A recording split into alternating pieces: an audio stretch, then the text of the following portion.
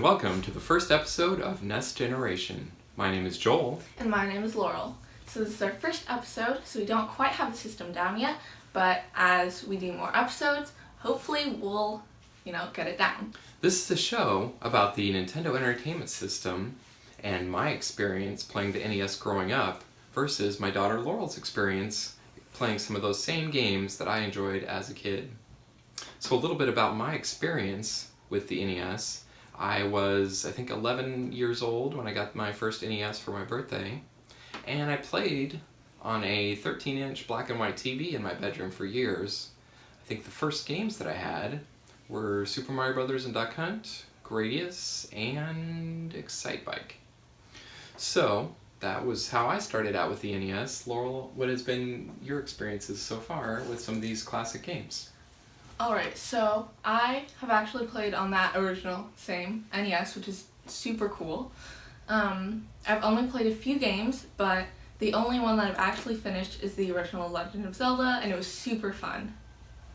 In each episode, we're going to be using the Nintendo Power magazines as guidelines for the episode format because they have a great outline and some great features, which my dad is going to tell you about. So, we're going to probably be picking a couple of games to focus on for each episode, and we'll do some playthrough, the short clips and stuff of games as we're playing them, and give information about each of our experience with that game. And then we might pick a few content items from that magazine as well to focus on. This episode, we'll be looking at the first Nintendo Power Edition, which was released in 1988. And we'll be looking at two games, Super Mario Bros. 2 and The Legend of Zelda: Second Quest.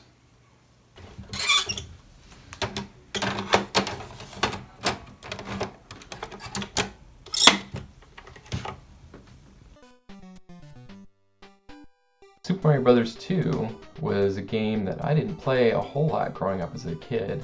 I had some friends that had it, but I never had this game, didn't play it until much later. So I'd play it just sort of in bits and pieces growing up. Now we're going to have Laurel playing through and get her feedback on what it's like to play Super Mario Bros. 2.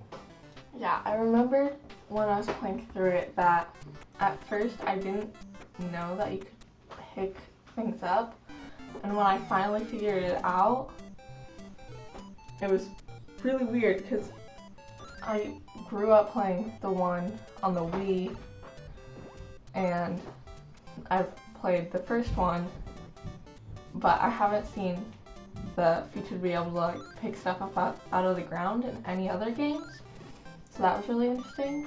Yeah, it definitely is sort of like the weird Mario game, it always felt like to me, because it's doesn't have a lot of things tied in, and we'll actually see at the end here there's a clip that explains why, but I'll leave that until we get there. It definitely has a lot of things that make it unique from the other Mario games, but at the same time they've got a lot of characters and things that bring it into the same theme. So it feels connected to the Mario universe. Yeah. But at the same time is fairly unique. What did you find as far as the difficulty compared to some of the more modern Mario games? It was around the same, honestly. I haven't played actually played a Mario game in a really long time, but it wasn't super hard, and at the same time it wasn't super easy, so I'd say it's about mid-difficulty. So you played the new Super Mario Brothers on the Wii. Yeah. And that had sort of the multiplayer at the same time. Yeah. This has obviously, actually not even have multiplayer. I don't think it does.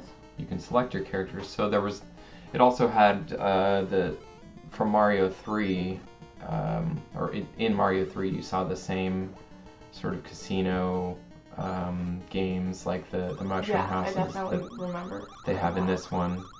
And then another big thing in this game is the 4 different characters. Yeah. So it's sort of one of the big unique features of it, where Luigi had his sort of long jump, the princess with her hover jump. The jumping seemed like the main difference, but then there was some differences with carrying items. Yeah. I remember when I was playing, I really only played a lot with both Luigi and Mario, but I remember when I tried to hop over to the next tile with Luigi, I'd always find myself over jumping because of his super high jump, and I was used to playing with Mario because that's who I selected as my first character. And then another big difference I noticed in playing this one and in later Mario games is that you can scroll back, and it has the sort of upward levels as well.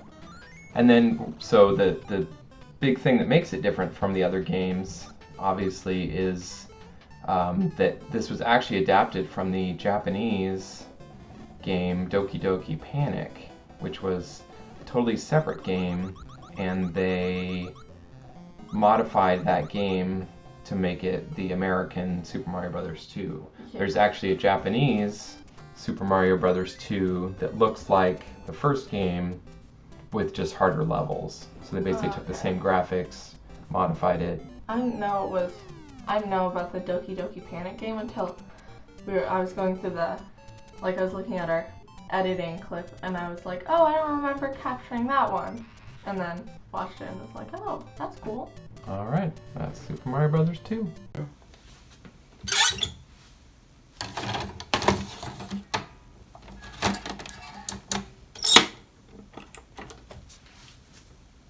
Zelda: The Second Quest. So this was sort of the way to expand on the original Zelda with the harder mode.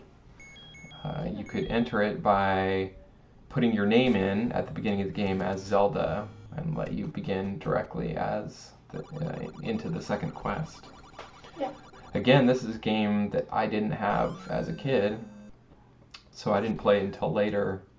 But you have actually beaten the first quest, correct? Because I've been a huge fan of the Legend of Zelda series. Not so much when I was little, but around 5th grade I was like, oh my gosh, it's amazing. So I saved up for my birthday, bought a Switch and Breath of the Wild.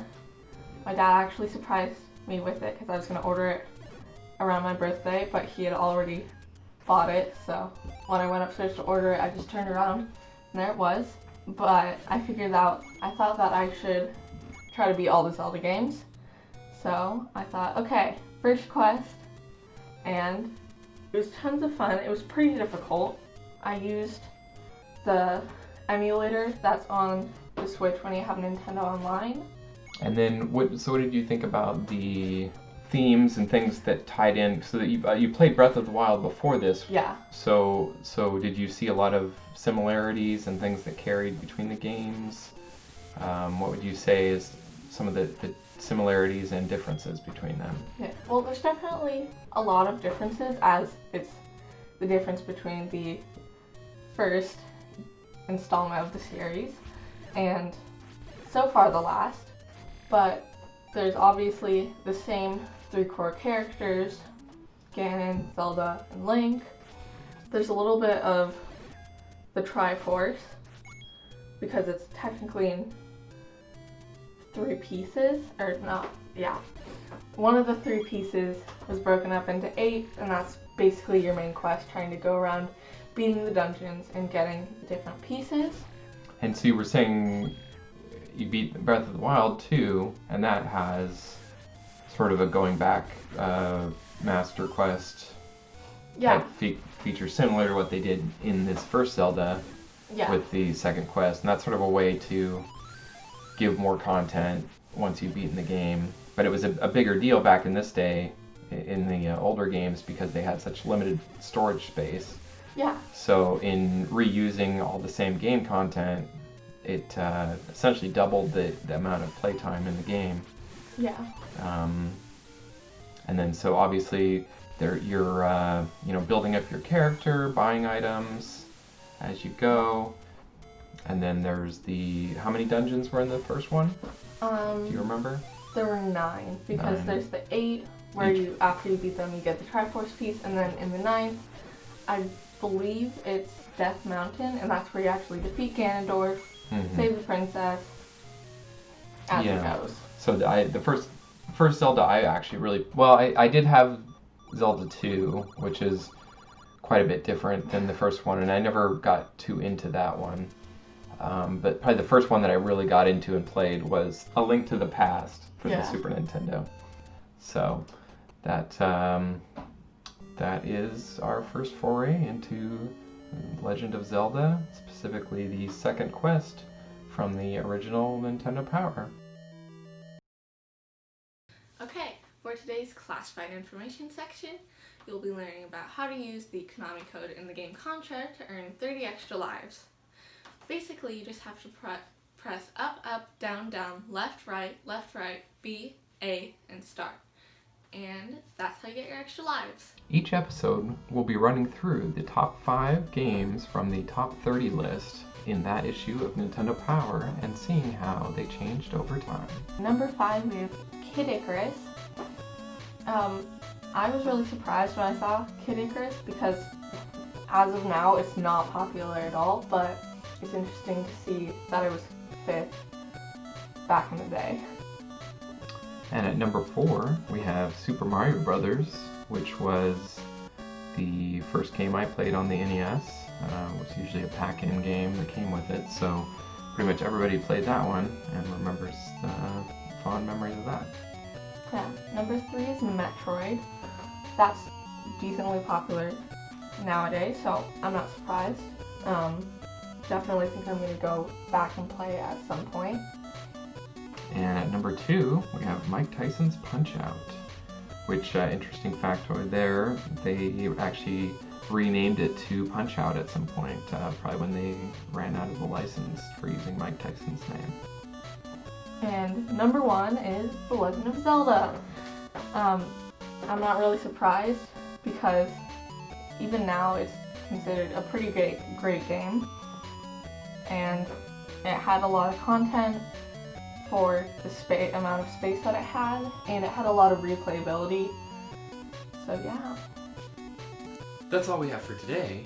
Thanks for watching. We hope you enjoyed our first episode of NES Generation. We hope to do more videos in the future. And if you enjoyed this episode, then make sure to like and subscribe to see more future content like this.